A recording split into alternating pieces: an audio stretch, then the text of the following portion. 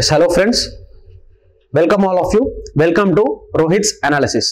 In this session, we are going to start the current affairs session, right? ఈ session లో మనం current affairs గురించి చూద్దాం. మన కరెంట్ అఫైర్స్ మాడ్యూల్ ఎలా ఉంటుందంటే మన కరెంట్ అఫైర్స్ మాడ్యూల్ అనేది 6 months కరెంట్ అఫైర్స్ మాడ్యూల్ అన్నమాట. మన ఓరియంటేషన్ 6 months కరెంట్ అఫైర్స్ మాడ్యూల్లో ఉంటుంది అనమాట. ఇది వీక్లీ కానీ మంత్లీ కానీ కాకుండా last 6 months current affairs module. అంటే మనకి జూలై 2023 నుండి డిసెంబర్ 2023 వరకు సంబంధించిన ఇంపార్టెంట్ కరెంట్ అఫైర్స్ అన్ని కూడా మీకు ఒక వీడియోలో కవర్ చేయడం జరుగుతుంది, రైట్? అంటే this will be very very useful for your coming examinations. అంటే మనం లాస్ట్ మినిట్ రివిజన్ లాగా కూడా మనం ఈ వీడియోస్ ని చూసుకోవచ్చు. లైక్ అంటే మనం ఒక వీడియోలో మనకు లాస్ట్ మంత్ 6 months కి సంబంధించిన ప్రతి ఒక్క ఇన్ఫర్మేషన్ మనకు కనిపిస్తా ఉందంటే that video will be definitely handy for you, right? అయితే మళ్ళీ మనం ఎలా వెళ్దామంటే ఒక్కొక్క సబ్జెక్ట్ ఓరియంటేషన్ లో వెళ్దాం. లైక్ ఒక క్లాస్ లో మనం అంటే ఒక వీడియోలో మనం ఒక సబ్జెక్ట్ లైక్ ఒక ఇంటర్నేషనల్ రిలేషన్స్, ఇంకొక వీడియోలో మనం ఒక పాలిటీ, తర్వాత జియోగ్రఫీ, తర్వాత సైన్స్ అండ్ టెక్, తర్వాత ఎకానమీ, ఇలా ఒక్కొక్క దాంట్లో ఒక్కొక్క వీడియోలో ఒక్కొక్క సబ్జెక్ట్ ని తీసుకొని ఆ సబ్జెక్ట్ లోని లాస్ట్ 6 months లో ఉన్న ఇంపార్టెంట్ కరెంట్ అఫైర్స్ అన్ని చూసుకుంటూ మనం ముందుకెళ్తే this will be very very useful for you. So in this session, మరి ఈ సెషన్ లో మనం దేని గురించి డీల్ చేస్తా ఉన్నామంటే in this session we are going to deal with international relations. We all know that international relations are very very important for any exam. అది APPSC, TSPSC, UPSC, whatever the exam it may be, IR is very very important, right? And some of the students are leaving and they are skipping the IR. వాళ్ళు direct IR skip చేసి వెళ్ళిపోతా ఉంటారు. That will be that is not at all good. IR మీద ఖచ్చితంగా మనం focus చేయాలి. Focus చేస్తే మనకు ఖచ్చితంగా 1 to 2 marks అనేది ఎగ్జామ్ లో రావడానికి ఛాన్స్ ఉంది. Okay, let's directly jump in to the class. ఇప్పుడు మన ఫస్ట్ టాపిక్ కనుక చూసినట్లయితే మనము India supports UN efforts in continuing Black Sea Grain Initiative. Okay, Black Sea Grain Initiative. Wait a second. Right. India supports UN efforts in continuing Black Sea Grain Initiative. Actually, what is this Black Sea Grain Initiative? The Black Sea Grain Initiative అంటే అర్థం ఏంటి? What is this? అసలు actually మనం ఈ black sea grain initiative అనే దాన్ని మనం అర్థం చేసుకోవాలంటే ప్రాపర్గా అర్థం చేసుకోవాలంటే we need to understand some basic things. What are those basic things అంటే యాక్చువల్లీ ఈ బ్లాక్ సీ గ్రెయిన్ ఇనిషియేటివ్ అనేది ఏ 2 countries కి సంబంధించిన ఇష్యూ అంటే ఈ బ్లాక్ సీ గ్రెయిన్ ఇనిషియేటివ్ అనేది ఫస్ట్ యూక్రెయిన్ అండ్ రష్యాకి సంబంధించిన initiative. So we all know that February 2022 నుండి Russia has declared a war on Ukraine. Russia Ukraine మీద యుద్ధం ప్రకటించడం జరిగింది. So what is the reason for that? Actually Russia Ukraine మీద war declare చేయడానికి what is the main reason అంటే you know that Ukraine and present day Russia all these countries were formerly part of former Soviet Union. అవునా కదా? ఇవన్నీ Soviet union లో part గా కనిపిస్తూ ఉన్నాయి. కానీ ఎప్పుడైతే సోవియట్ యూనియన్ అనేది డిసింటిగ్రేట్ అయిందో 1991 లో రష్యా సపరేట్ కంట్రీ అయింది అండ్ యూక్రెయిన్ సపరేట్ కంట్రీ అయింది. So even till today Russians Ukraine వాళ్ళని వాళ్ళ బ్రదర్స్ లాగా వాళ్ళు కూడా మన వాళ్ళే కదా అనే ఉద్దేశంతో రష్యన్స్ యూక్రెయిన్ వాళ్ళని ట్రీట్ చేస్తూ ఉంటారు అనమాట. బట్ యూక్రెయిన్ ఏంటంటే యూక్రెయిన్ ఈ slowly tending towards western countries. అంటే యూక్రెయిన్ మెల్లిమెల్లిగా వెస్టర్న్ కంట్రీస్ వైపు అట్రాక్ట్ అవ్వడం వలన అంటే ఈ యూక్రెయిన్ నాటోలో మెంబర్షిప్ కోసం ట్రై చేయడం వలన ఇది ఈ నాటోలో మెంబర్షిప్ కోసం యూక్రెయిన్ ట్రై చేయడం బేసికలీ రష్యా వాళ్ళకి నచ్చలేదు. వి ఆల్ నో అబౌట్ పుతిన్కి అసలే నచ్చలేదు. కాబట్టి అతను ఏం చేసిండో ఈ యూక్రెయిన్ మీద వార్ అనేది డిక్లేర్ చేయడం జరిగింది. ఫైనల్లీ February 2022లో రష్యా యూక్రెయిన్ మీద వార్ అనేది డిక్లేర్ చేయడం జరిగింది. సో ఈ యూక్రెయిన్ మీద రష్యా వార్ డిక్లేర్ చేయడం వలన ఏం జరిగిందంటే మీరు ప్రాపర్గా మ్యాప్స్ కనుక చూసినట్లయితే if you look at the map, ఇక్కడ మనం మ్యాప్ ఒకసారి చూసినట్లయితే maps are also very very important for any examination. Particularly if you are going for UPSC then maps will play very very important role. And ఏదైతే area మనకు news లో కనిపిస్తా ఉందో ఆ ఏరియాకు సంబంధించిన మ్యాప్ మీద క్వశ్చన్స్ రావడానికి ఇంకా చాలా ఛాన్స్ అనేది ఉంది, రైట్? ఇక్కడ మనం బ్లాక్ సీని చూద్దాం. ఇదంతా ఏంటిది? This is all black sea. ఈ బ్లాక్ సీ తోని బార్డరింగ్ ఉన్న కంట్రీస్ ఏవో ఫస్ట్ చూద్దాం, రైట్? ఈ బ్లాక్ సీ తోని బార్డర్ షేర్ చేసుకుంటున్న కంట్రీస్ ఏవో మనం చూసినట్లయితే first we have Russia over here. Russia is sharing its border. This is the first country, number 1. And you can see Ukraine is sharing its border with Black Sea, number 2. Next, if you see here, Romania is also sharing border with Black Sea, country number 3. Next, we have Bulgaria is also sharing its border with Black Sea. Bulgaria అనే country కూడా మనకు Black see తోని border కనిపిస్తా ఉంది. Next we have Turkey. టర్కీకి చాలా పెద్ద border ఉంది with Black Sea, that is country number 5. And ultimately we have Georgia. Georgia అనే కంట్రీకి కూడా మనకు బ్లాక్ సీ తోని బార్డర్ ఉన్నట్టు కనిపిస్తుంది. సో మన టాపిక్ ఏంటిది ఇక్కడ అంటే బ్లాక్ సీ గ్రెయిన్ ఇనిషియేటివ్ అంటా ఉన్నాం. అయితే ఎప్పుడైతే రష్యా అనేది యూక్రెయిన్ మీద వార్ డిక్లేర్ చేసిందో, ఈ ప్రాంతం ఏదైతే ఉందో దీన్ని క్రిమియా అంటే ఇది వీళ్ళు ఆల్రెడీ ఆక్యుపై చేసుకోవడం జరిగింది రష్యా 2014లోనే, రైట్. ఇప్పుడు ఈ పోర్ట్స్ ఏవైతే ఉన్నాయో ఈ పోర్ట్స్ మీద రష్యా వాళ్ళు బాంబింగ్ వేయడం స్టార్ట్ చేస్తున్నారు. అంటే యూక్రెయిన్ కి సంబంధించిన ఇంపార్టెంట్ సీ పోర్ట్స్ ఏవైతే ఉంటాయో ఆ ఇంపార్టెంట్ సీ పోర్ట్స్ మీద రష్యా వాళ్ళు ఆల్రెడీ బాంబ్స్ వేయడం జరిగింది. అండ్ వాళ్ళ సీ పోర్ట్స్ ని ఆక్యుపై చేసుకొని పెట్టుకోవడం జరిగింది. ఈ యూక్రెయిన్ కి సంబంధించిన పోర్ట్స్ ని రష్యా వాళ్ళు ఆక్యుపై చేయడం వలన వాట్ ఈస్ హ్యాపెనింగ్ అంటే Ukraine is not in a situation to export the commodities, to export the goods to the other countries. వేరే దేశాలకి యూక్రెయిన్ తమ వస్తువులను ఎగుమతి చేసే పరిస్థితులు లేదు. కాబట్టి ఇప్పుడు అలా చేయడం వల్ల ఇంటర్నేషనల్ మార్కెట్ లో చాలా వస్తువుల prices of goods and services are increasing. Particularly మనకు యూక్రెయిన్ నుంచి మనకు ఇండియాకి ఆయిల్ కూడా వస్తుంది, రైట్. ఈ ఆయిల్ ప్రైసెస్ అనేది చాలా పైకి పోవడం జరుగుతుంది. ఇట్లా ఇంటర్నేషనల్ లెవెల్లో యూక్రెయిన్ నుంచి రావాల్సిన వస్తువులు రాకపోవడం వలన ఎందుకు వస్తలేవు అంటే రష్యా వాళ్ళు వాళ్ళ పోర్ట్స్ ని ఆక్యుపై చేసినారు. దాని వలన గూడ్స్ అండ్ సర్వీసెస్ గూడ్స్ ఏవైతే ఉన్నాయో ఇంటర్నేషనల్ మార్కెట్లోకి వస్తలేవు. దానివల్ల ఇన్ఫ్లేషన్ అనేది పెరుగుతుంది. కాబట్టి ఇలా జరగడం కరెక్ట్ కాదు అనే ఉద్దేశంతో యుఎన్ చాలా కష్టపడి, యునైటెడ్ నేషన్స్ ఆర్గనైజేషన్ ఏదైతుందో చాలా కష్టపడి రష్యాని ఒప్పించడం జరిగింది దట్ యూక్రెయిన్ వాళ్ళకి వాళ్ళ పోర్ట్స్ ని ఇచ్చేస్తే వాళ్ళ ఎక్స్పోర్ట్ చేసుకుంటారు అనేది తీసుకొని రావడం. అంటే రష్యాని వాళ్ళు చాలా వరకు అడిగి రిక్వెస్ట్ చేసి వాళ్ళని ఒప్పించిండ్రు దట్ యూక్రెయిన్ వాళ్ళ పోర్ట్స్ వాళ్ళకి మీరు ఇచ్చేస్తే లేదా వాళ్ళని ఎక్స్పోర్ట్ చేసుకోవడానికి మీరు పర్మిషన్ ఇస్తే వాళ్ళు వస్తువులు ఎక్స్పోర్ట్ చేస్తే ఇంటర్నేషనల్ మార్కెట్ లో వస్తువుల యొక్క ధరలు అనేవి కొంచెం తగ్గి కిందికి వస్తాయి అని చెప్పేసి అనడం జరిగింది. దానికి ఇండియా వాళ్ళు ఏమంటున్నారంటే ఇండియా యుఎన్ కి సపోర్ట్ చేస్తా ఉంది. ఇక్కడ India supports UN efforts in continuing black sea grain initiative. మరి వాళ్ళ పోర్ట్స్ అన్ని దేనికి లింక్ అయి ఉన్నాయంటే బ్లాక్ సీకే లింక్ అయి ఉన్నాయి కదా. కాబట్టి బ్లాక్ సీ గ్రెయిన్ అంటే ఫుడ్ ప్రొడక్ట్స్, ఫుడ్ కి సంబంధించింది. ఈ బ్లాక్ సీ గ్రెయిన్ ఇనిషియేటివ్ ఏదైతుందో ఈ బ్లాక్ సీ గ్రెయిన్ ఇనిషియేటివ్ ని ఫస్ట్ తీసుకొచ్చిన వాళ్ళు ఎవరు అంటే యుఎన్. దీనికి సపోర్ట్ చేసిన కంట్రీ ఏంటి, దట్ ఈస్ ఇండియా. సో ఇక్కడ మనం చూడొచ్చు the black sea grain initiative was an agreement among Russia, Ukraine and Turkey and the United Nations during the Russian invasion of Ukraine, right. So ఈ విధంగా మనము చూసినట్లయితే ఇప్పుడు ఇండియా ఏమంటుందంటే ఇండియా యుఎన్ కి సపోర్ట్ చేస్తుందా రష్యాకి సపోర్ట్ చేస్తుందా అంటే India is supporting UN and India is also requesting Russia to accept this Black Sea Grain Initiative, right. I hope you understood. You can see here India breaks silence on Black Sea grain deal and it said to UN that what you are doing is correct and it said to Russia that please accept this grain deal initiative, right. Let us go forward. Maps ni chuskole, map is very important for your exam. Yes, next ikkada chuste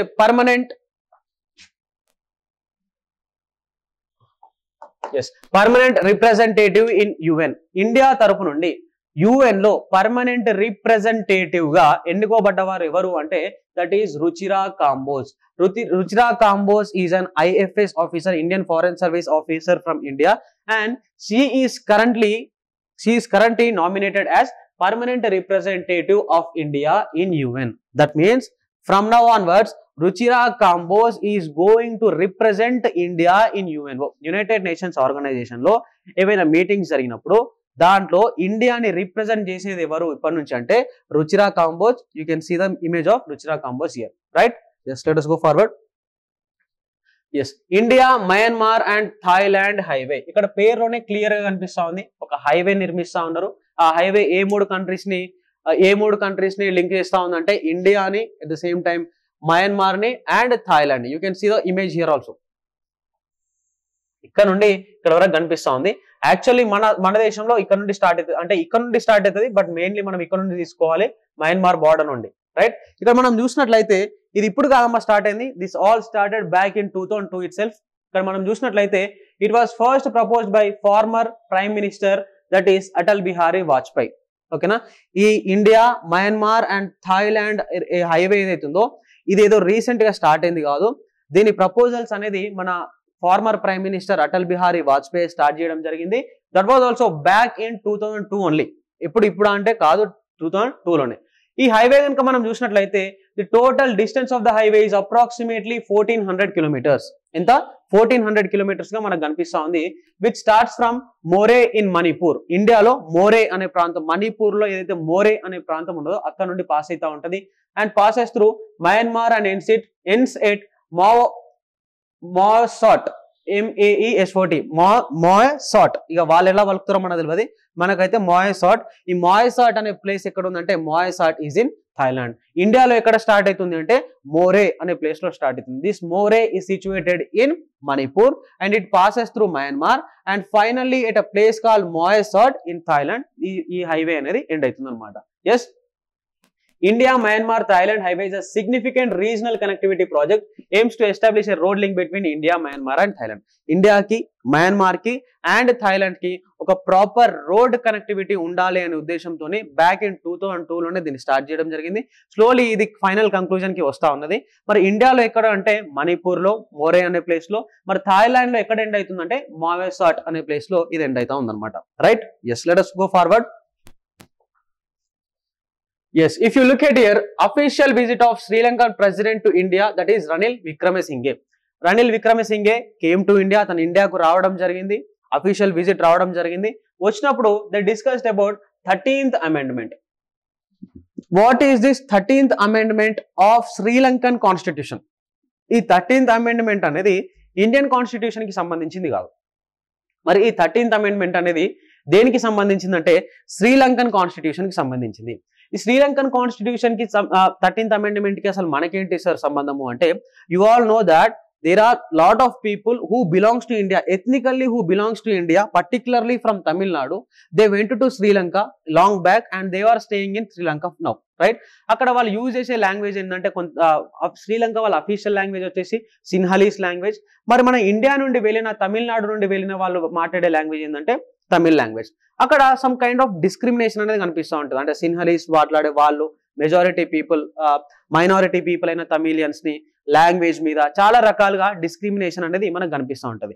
ఆ discrimination ని తగ్గించాలి, ఆ discrimination కి సంబంధించిన ఈ ఆర్టికలే మనకు అమెండ్మెంటే 13th amendment. ఇక్కడ చూసినట్లయితే the amendment AIIMS at creating provincial councils in Sri Lanka and enable Sinhalese and Tamil as national languages. ఇప్పటి వరకు సిన్హలీసే నేషనల్ లాంగ్వేజ్ గా కనిపిస్తా ఉంది. అట్లా మాత్రమే కాకుండా సిన్హలీస్ తో పాటు తమిళ్ ని కూడా నేషనల్ లాంగ్వేజ్ చేయాలి అనే ఉద్దేశమే మన ఈ 13th amendment. Right? While preserving English as a link language. అప్పుడు ఇంగ్లీష్ ఎలా యూజ్ చేస్తారంటే ఇంగ్లీష్ ని కేవలం ఒక లింక్ లాంగ్వేజ్ గా మాత్రమే యూజ్ చేయాలి. మన నేషనల్ లాంగ్వేజ్ గా ఏమేమి లాంగ్వేజ్ ఉండాలంటే మనకు ఒకటి సిన్హలీస్, ఎట్లయినా అక్కడ మెజారిటీ పీపుల్ ఆఫ్ శ్రీలంక ఏం మాట్లాడతారంటే సిన్హలీస్ మాట్లాడతారు. అండ్ మైనారిటీ ఎవరైతే కొంతమంది people who went from India to from Tamil Nadu to Sri Lanka, వాళ్ళు మాట్లాడే తమిళ్ లాంగ్వేజ్ ని కూడా మనకు ఒక నేషనల్ లాంగ్వేజ్ గా చేయాలనేది ఇక్కడ 13th amendment యొక్క ముఖ్య ఉద్దేశం. ఇది ఇప్పుడు స్టార్ట్ కాలేదు, బ్యాక్ ఇన్ 1970s 80s లోనే స్టార్ట్ అయింది.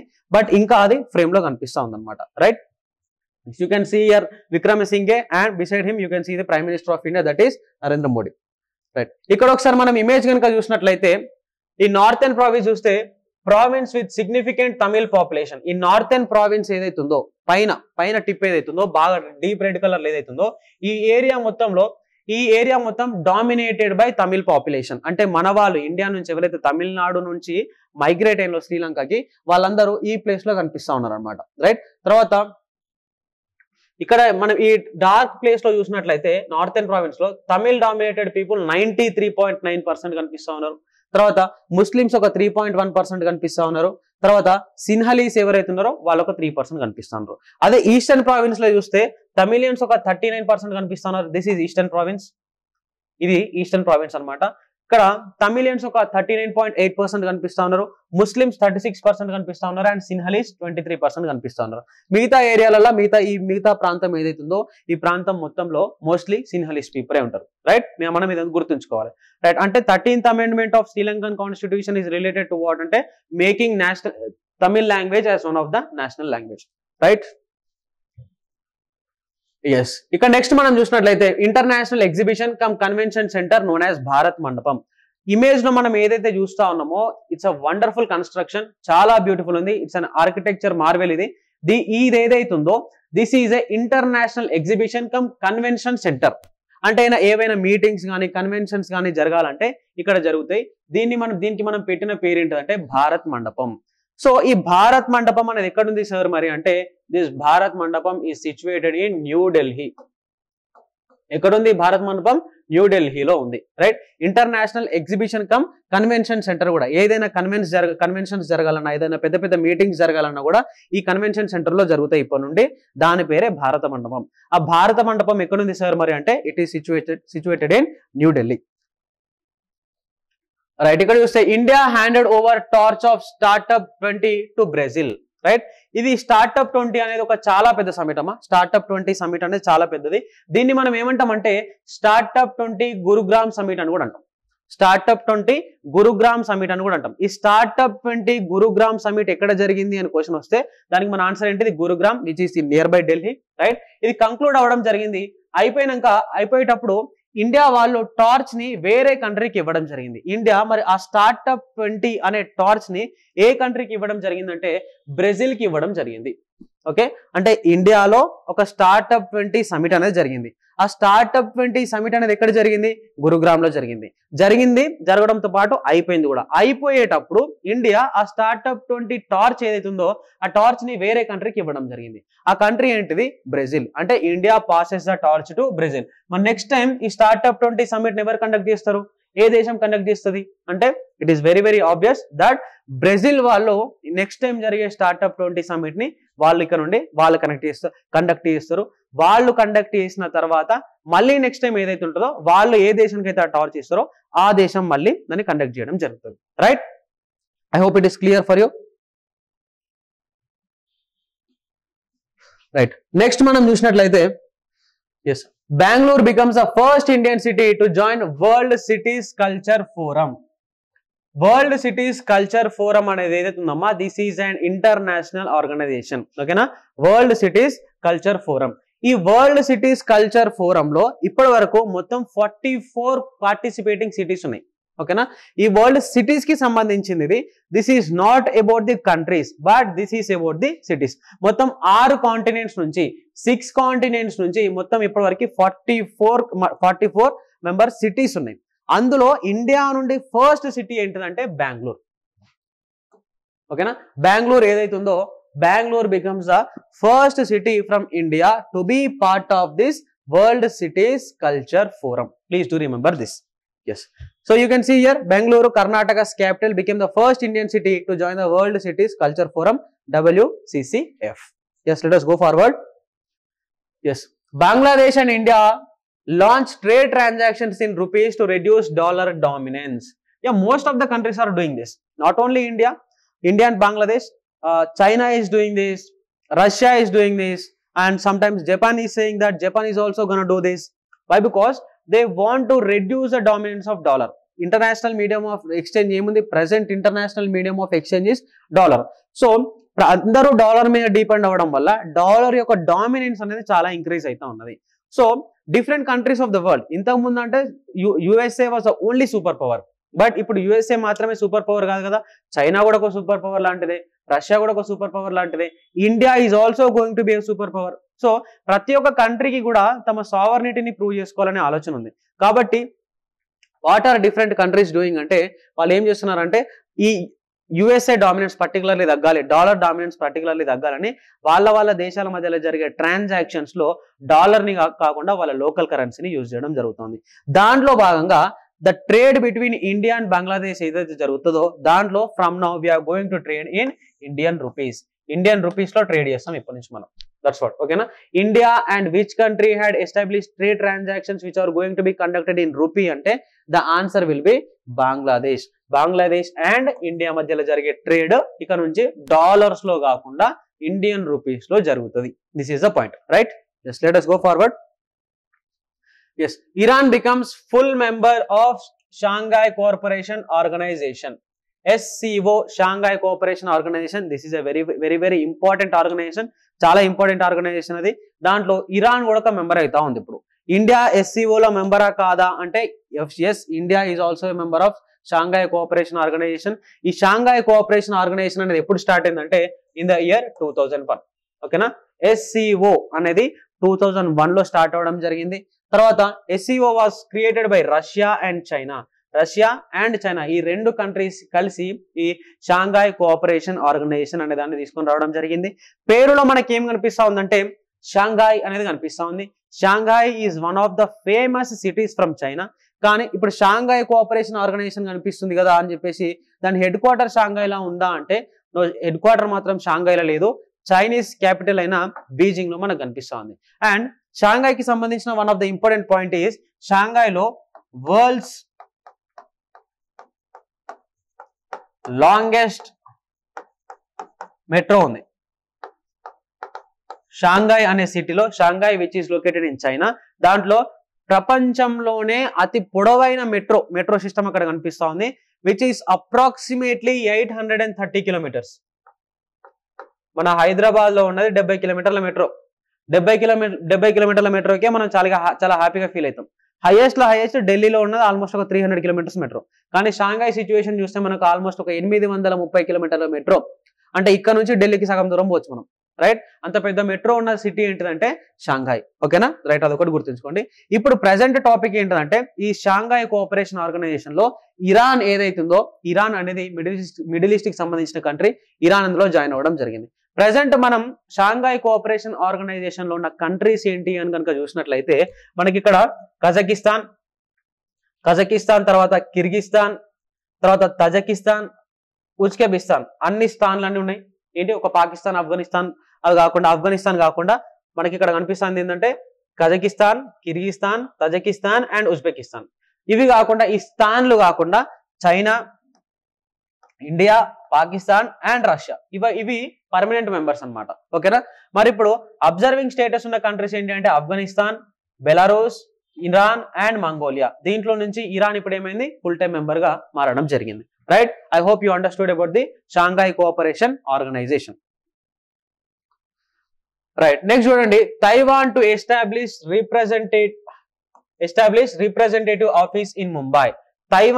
తైవాన్ ఏదైతుందో ఈ తైవాన్ అనే దేశం it's a small country. Present China Taiwan ని కంట్రీ లాగా చూస్తలేదు, తైవాన్ మా చైనాలోనే భాగం అని చెప్పేసి అంటా ఉంది. But Taiwan is saying that no we are not part of you, we are a separate country అంటా ఉన్నది. రైట్, తైవాన్ ని ప్రొటెక్ట్ చేయడానికి ఇండియా కొన్ని వెజల్స్ ని పంపుతా ఉన్నది, తైవాన్ ని ప్రొటెక్ట్ చేయడానికి USA కొన్ని వెజల్స్ ని పంపుతా ఉన్నది, ఫ్రాన్స్ కొన్ని వెజల్స్ పంపుతా ఉన్నది. వాట్ ఈస్ ఎ వెజల్ అంటే అవి వార్షిప్స్ ని పంపుతా ఉన్నాయి. రైట్, మనం తైవాన్ ని ప్రొటెక్ట్ చేయాలి. బికాస్ ఏదైతే చైనా యొక్క ఎక్స్టర్నల్ అగ్రెషన్ ఉందో ఆ ఎక్స్టర్నల్ అగ్రెషన్ ని కంట్రోల్ చేయాలి అంటే ఇటువంటి చిన్న కంట్రీస్, ఇప్పుడు తైవాన్ ఏదైతుందో తైవాన్ కి చైనాని ఎదురించేంత శక్తి లేదు, అయినా తైవాన్ ఎదురుస్తుంది. బట్ ఒకవేళ వార్ కనుక జరిగితే 1 డేలో తైవాన్ ని మొత్తం ఆక్యుపై చేసేస్తే చైనా. అటువంటి కంట్రీస్ కి మనం సపోర్ట్ చేయాలి కాబట్టి ఇండియా ఏం చేస్తుందంటే వాళ్ళకు ఒక రిప్రజెంటేటివ్ ఆఫీస్ ని, తైవాన్ కి సంబంధించిన రిప్రజెంటేటివ్ ఆఫీస్ ని మన ముంబైలో పెట్టడం జరిగింది. రైట్, ఎందుకు అంటే boosting India Taiwan relationships. Taiwan and India యొక్క రిలేషన్షిప్స్ ఏవైతున్నాయో వీటిని బూస్ట్ చేయడానికి, ఇంకా ఇంక్రీజ్ చేయడానికి వాళ్ళకు రిప్రజెంటేటివ్ ఆఫీస్ ని మన దేశంలో పెట్టడం జరిగింది. ఆబ్వియస్లీ ఇది ఏదైతే జరిగిందో చైనాకు నచ్చలేదు, వాళ్ళు కొన్ని ట్వీట్స్ కూడా చేసిండ్రు, అదంతా secondary. Right, just let us go forward. Right, నేను ఇక్కడ మెన్షన్ చేయలేదు, బట్ తైవాన్ ఎక్కడ ఉంది, చైనాకి ఎట్ సైడ్ ఉంది అనేది మీరు మ్యాప్ లో చూసుకోవాలి. Right, PM Modi gets France highest award. France కి సంబంధించిన హైయెస్ట్ అవార్డ్ ఏదైతుందో, so I'm asking you the question like what is the highest award in India. ఇండియాలో హైయెస్ట్ అవార్డ్ ఏంటిదని ఒకసారి మీరు ఆన్సర్ చేయండి. సో ఫ్రాన్స్ కి సంబంధించిన హైయెస్ట్ అవార్డ్ ఏదైతుందో అది మన PM మోడీకి రావడం జరిగింది. మరి ఆ హైయెస్ట్ అవార్డు పేరు ఏం పేరు అంటే grand cross of the legion of honour. Grand cross of the legion of honour అనేది ఏదైతుందో this is the highest award which is given by France.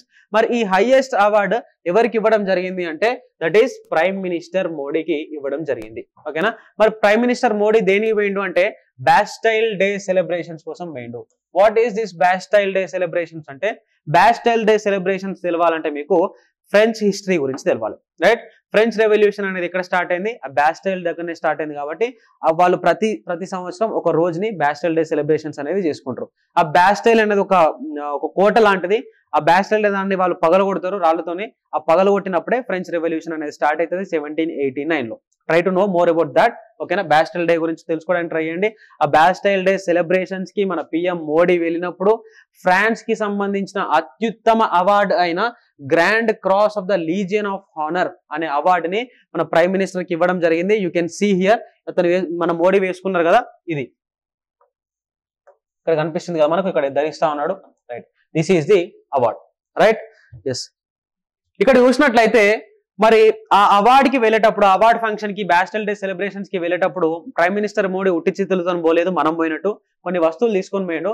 ఆ వస్తువులను మనం ఇక్కడ చూస్తే PM Modi presented a unique replica of a sitar. ఏంటిది? Sitar. Crafted entirely from sandalwood. ఈ sandalwood తోని తయారు చేసిన సితార్ ని పట్టుకు వెళ్ళి ఫ్రాన్స్ కి ప్రైమ్ మినిస్టర్ అయిన ఇమాన్యుయల్ మ్యాక్రాన్ కి ఇవ్వడం జరిగింది. రైట్, ఇక్కడ చూసినట్లయితే మనము పోచంపల్లి ఇక్కత్ ని పట్టుకు వెళ్ళిండు అతని వైఫ్ కోసం. పోచంపల్లి ఇక్కత్ దేంట్లో పట్టుకోమంటే ఒక శాండల్వుడ్ బాక్స్ లో పోచంపల్లి ఇక్కత్ ని పట్టుకోవడం జరిగింది. Pochampally ikat is a very very famous thing కదా, మీకు తెలుసు కదా. దానికి జిఐ ట్యాగ్ కూడా రావడం జరిగింది. ఏ సంవత్సరంలో వచ్చిందో మీరు ఒకసారి కనుక్కోండి. ఎస్, ఇక్కడ marble inlay work for the prime minister. Marble inlay work ఇక్కడ చూడొచ్చు, మనకు ఒక రౌండ్ స్టోన్ లాంటిది కనిపిస్తుంది. మార్బుల్ ఇన్లే, ఇది పట్టుకోవడం జరిగింది. తర్వాత president of French national assembly కోసం ఏం పట్టుకోమంటే Kashmiri silk carpet. Kashmiri silk carpet. Kashmiri silk is very very famous, మనకు తెలుసు. అటువంటి కాశ్మీరీ సిల్క్ కార్పెట్ ని కూడా పట్టుకుపోయి ప్రెసిడెంట్ ఆఫ్ ఫ్రెంచ్ నేషనల్ అసెంబ్లీకి అది ఇవ్వడం జరిగింది. ఎస్, లాస్ట్ వన్ చూస్తే for president of French senate. French senate ఉంటుంది కదా, ఆ ఫ్రెంచ్ సెనెట్ యొక్క ప్రెసిడెంట్ కోసం శాండల్వుడ్ హ్యాండ్ కార్వ్డ్ ఎలిఫెంట్. ఇది ఒక ఎలిఫెంట్ అన్నమాట. ఇది చేయితో చేసిండ్రు, శాండల్వుడ్ తో చేయడం జరిగింది. శాండల్వుడ్ హ్యాండ్ కార్వ్డ్ ఎలిఫెంట్ ని తీసుకువెళ్ళి ప్రెసిడెంట్ ఆఫ్ ఫ్రెంచ్ సెనేట్ కి మన ప్రైమ్ మినిస్టర్ మోడీ ఇవ్వడం జరిగింది. ఓకేనా, ప్రైమ్ మినిస్టర్ మోడీకి ఆల్రెడీ తెలుసు నేను పోతే నాకు ఈ అవార్డు ఇస్తారని. నేను అవార్డు కోసం పోయేటప్పుడు నేను ఉట్టి చేతులతో పోతే ఏం బాగుంటుంది అనే ఉద్దేశంతో అతను కూడా కొన్ని వస్తువులు తీసుకుపోయి వాళ్ళకి ఇవ్వడం జరిగింది. And they felt very happy seeing this, ఎందుకంటే వాళ్ళ దేశంలో ఇటువంటి ఉండే కాబట్టి. ఎస్, నెక్స్ట్ చూస్తే హెన్లీ passport index. Very very important అమ్మా, హెన్లీ పాస్పోర్ట్ ఇండెక్స్. ఈ హెన్లీ పాస్పోర్ట్ ఇండెక్స్ అనేది 6 months ఒకసారి చేంజ్ అవుతా ఉంటుంది. మనం టైం టు టైం చెక్ చేసుకుంటూ ఉండాలి. ఈ హెన్లీ పాస్పోర్ట్ ఇండెక్స్ లో ఫస్ట్ ప్లేస్ లో ఉన్న కంట్రీ ఏంటిదంటే సింగపూర్. ఫస్ట్ ప్లేస్ లో ఏ కంట్రీ ఉంది? సింగపూర్ ఉంది. మరి మన ఇండియా పొజిషన్ ఏంటంటే 80th ప్లేస్. ఇండియా ర్యాంక్ ఎంత? 80. సింగపూర్ ఏ ప్లేస్ లో ఉంది? ఫస్ట్ ప్లేస్ లో ఉన్నాయి. ఇంతకు ముందు ర్యాంకింగ్స్ రిలీజ్ చేసినప్పుడు ఈ హెన్లీ పాస్పోర్ట్ ఇండెక్స్ అనేది ఇంతకు ముందు ర్యాంకింగ్స్ రిలీజ్ చేసినప్పుడు what was the rank of Singapore అంటే సింగపూర్ సెకండ్ ప్లేస్ లో ఉండే, ఫస్ట్ ప్లేస్ లో జపాన్ ఉండే. రైట్, గుర్తుపెట్టుకోవాలి. మరి ఈ హెన్లీ పాస్పోర్ట్ ఇండెక్స్ వల్ల ఏంటిది అంటే ఏ కంట్రీ యొక్క పాస్పోర్ట్ ఎంత పవర్ఫుల్ అని తెలుసుకోవడానికి మనకు ఈ హెన్లీ పాస్పోర్ట్ ఇండెక్స్ అనేది యూజ్ అవుతుంది అనమాట. ఓకేనా, అంటే ఫస్ట్ ప్లేస్ లో ఉన్న కంట్రీస్ యొక్క పాస్పోర్ట్ ని యూజ్ చేసుకొని ఆల్మోస్ట్ మనం అన్ని దేశాలకు ట్రావెల్ చేయొచ్చు వితౌట్ హ్యావింగ్ వీసా. అట్లా కొన్ని రూల్స్ అండ్ రెగ్యులేషన్స్ ఉంటాయి. అది మనకు that is not very important, but rank అనేది వెరీ వెరీ ఇంపార్టెంట్. ఎస్, ఇక్కడ చూస్తే G20 global food regulatory summit. G20 global food regulatory summit. చూడండి, ఇది ఎప్పుడైనా రోమ్ లో జరుగుతుంది.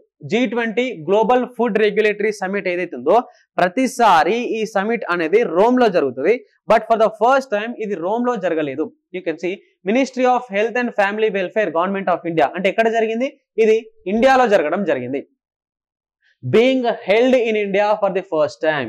ఓకేనా, G20 ఇది ఏదైతే ఉందో G20 global food regulatory summit being held in new Delhi on 20th and 21st July. ఓకేనా, July 20 and 21st రోజు ఇండియాలో జరగడం జరిగింది. ఇక్కడ మీరు చూసినట్లయితే this is the first time the summit is being held outside Rome. అయితే మనకు food and agriculture organisation FAO ఏదైతుందో దాని హెడ్ క్వార్టర్ ఎక్కడ ఉంది? మనకు రోమ్ లో ఉంది. కాబట్టి ప్రతిసారి ఈ సమిట్ ఎక్కడ జరుగుతుంది? రోమ్ లో జరుగుతుంది. మరి రోమ్ ఎక్కడ ఉంది? ఇటలీలో ఉంది.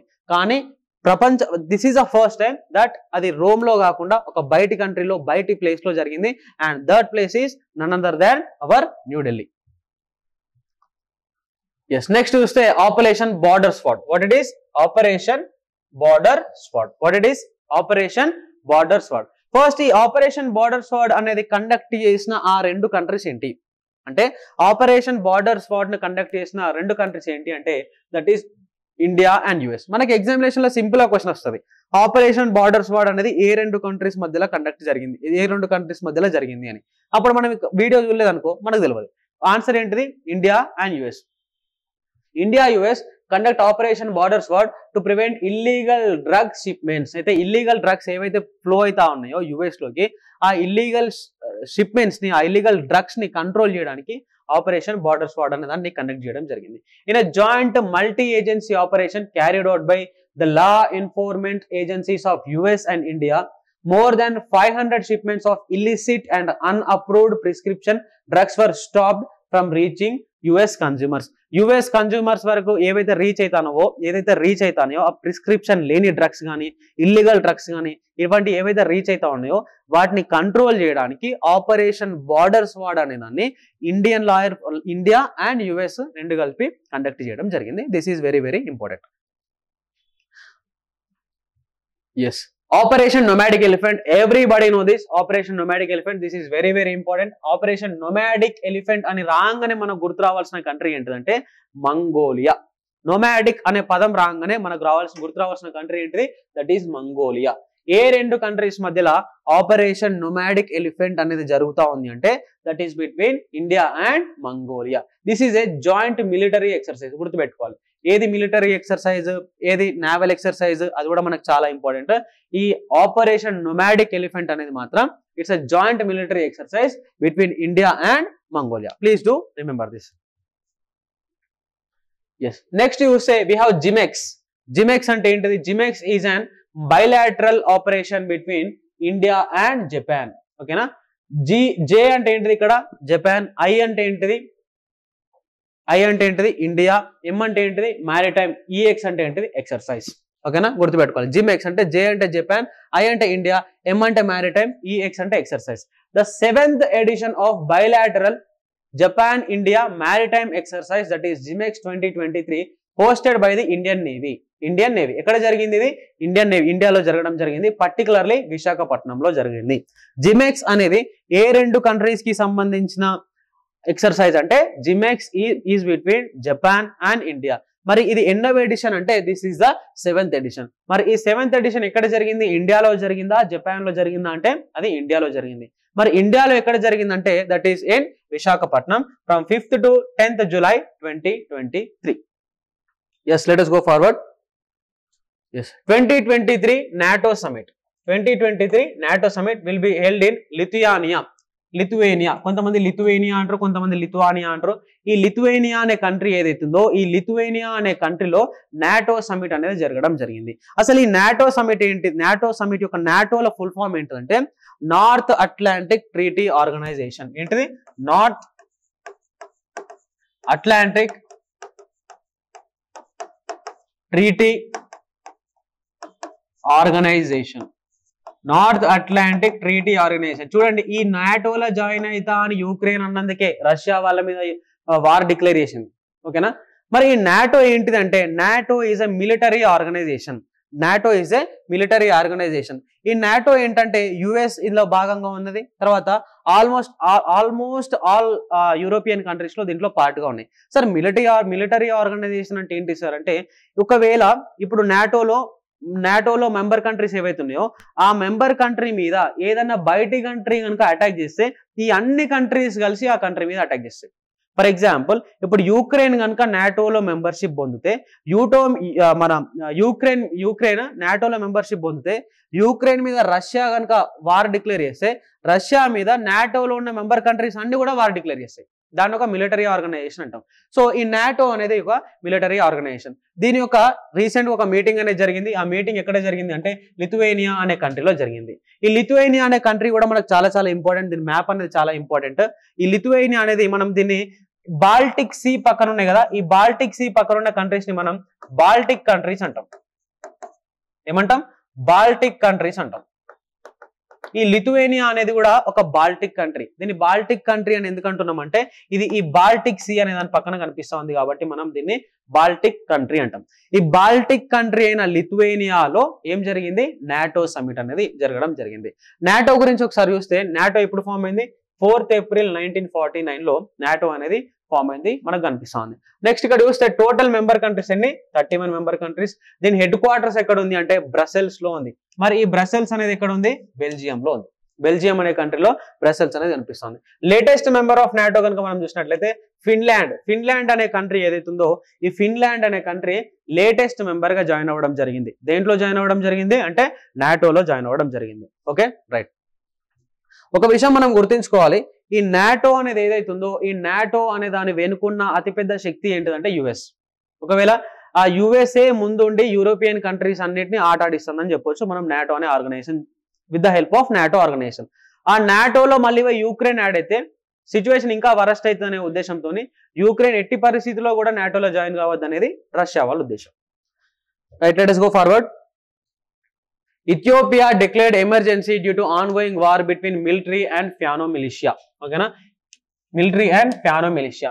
ఆ గవర్నమెంట్ కి సంబంధించిన ఇథియోపియా అనే కంట్రీకి సంబంధించిన అఫీషియల్ మిలిటరీకి మరియు ఈ ఫ్యానో మిలిషియా అనే వాళ్ళకి మధ్యలో యుద్ధం జరుగుతూ ఉంది. ఈ యుద్ధంలో చాలా మంది చనిపోతా ఉన్నారు. రైట్, ఒక మిలిషియాకి ఒక మిలిటరీకి ఒక ప్రాపర్ మిలిటరీకి ఒక మిలిషియాకి ఒక వార్ అనేది జరిగినప్పుడు మధ్యలో చాలా మంది ప్రజలు కూడా బలి కావాల్సి వస్తుంది. ఇటువంటి సిచ్యువేషన్ లో ఇథియోపియా అనే కంట్రీ ఏదైతుందో ఈ ఇథియోపియా అనే కంట్రీ ఎమర్జెన్సీని డిక్లేర్ చేయడం జరిగింది. మరి ఈ ఇథియోపియా అనే కంట్రీ ఎక్కడుంది సార్ అంటే ఇది మనకు ఆఫ్రికాలో కనిపిస్తుంది సార్. ఆఫ్రికన్ కాంటినెంట్ లో కనిపిస్తుంది. పర్టికులర్లీ ఇలా వచ్చి ఇలా హార్న్ ఆఫ్ ఆఫ్రికా అంటాం కదా, ఈ హార్న్ ఆఫ్ ఆఫ్రికా దగ్గర కనిపించేదే మనకు ఈ ఇథియోపియా అనే కంట్రీ. ఈ ఇథియోపియా అనే కంట్రీలో వాళ్ళ మిలిటరీకి ఫ్యానో మిలిషియాకి మధ్యలో యుద్ధం జరుగుతూ ఉంది. కాబట్టి దానికి సంబంధించి ఎమర్జెన్సీని డిక్లేర్ చేయడం జరిగింది ఇథియోపియా. మన క్వశ్చన్ వస్తే ఎలా వస్తుంది సార్ అంటే ఏ దేశం ఇంటర్నల్ అగ్రెషన్ వల్ల మనకు ఎమర్జెన్సీని డిక్లేర్ చేసుకోవడం జరిగింది అంటే దానికి ఆన్సర్ మన Ethiopia. Right, BRICS is now going to be extended. BRICS ఏదైతుందో